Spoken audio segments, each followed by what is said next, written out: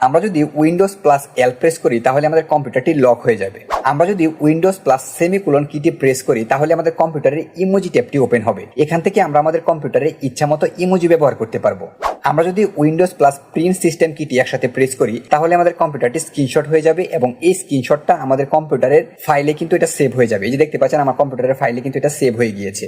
আমরা যদি Windows plus V press করি তাহলে আমাদের কম্পিউটারের ক্লিপবোর্ডটি ওপেন হবে এবং এই ক্লিপবোর্ডে আপনারা দেখতে পাবেন আমরা আমাদের কম্পিউটারটি অন করার পর থেকে যতগুলো এখানে কপি করেছি সবগুলো কিন্তু এখানে দেখতে পাবেন এবং এখান থেকে আপনারা চাইলে একসাথে সবগুলো কিন্তু পেস্ট করে নিতে পারবেন। আমরা যদি উইন্ডোজ প্লাস ডি প্রেস করি তাহলে আমরা আমাদের কম্পিউটারে যতগুলো ট্যাব ওপেন করে রেখেছি সবগুলো ট্যাব কিন্তু একসাথে মিনিমাইজ হয়ে যাবে এবং আমরা আমাদের কম্পিউটারের হোম পেজে চলে আসতে পারবো।